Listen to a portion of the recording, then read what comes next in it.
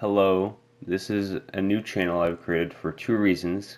The first being I enjoy making side projects that interest me, and secondly, I want to give people some simple tutorials to learn chemistry and to learn science in general.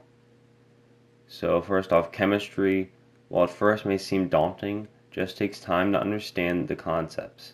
The first question when starting the series is where to begin, and to me, some fundamental concepts need to be addressed before memorizing the particulars. First off, a major idea for beginner chemistry learners is the ability to discern an element from a compound and a compound from a mixture. So if you look at this picture, an element is the building block of all chemical reactions and is the smallest divisible a particle can be. So that means that it builds up everything, and when you're separating stuff, it can only separate it to its elemental form. A compound, however, is a group of chemically bounded elements.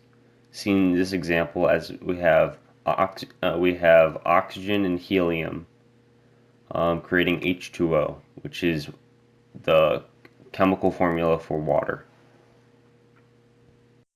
Now the next one is a mixture is combined elements and compounds without chemical reactions occurring.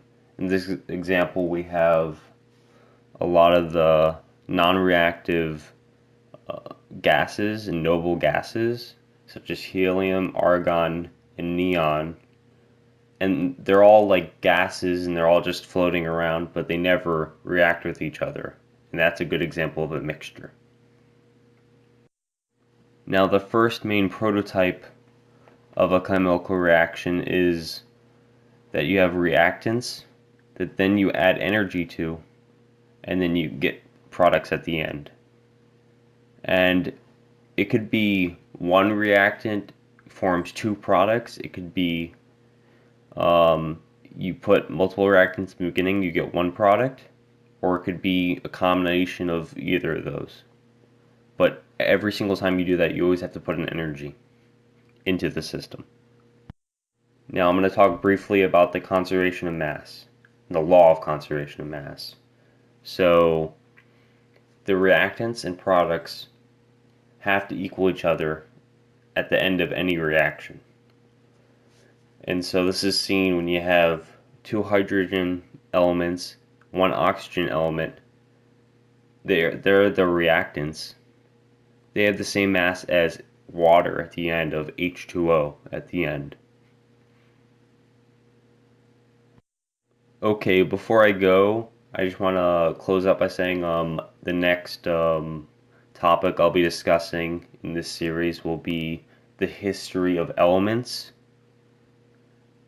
And then we'll get more into what different types of bonding's happening.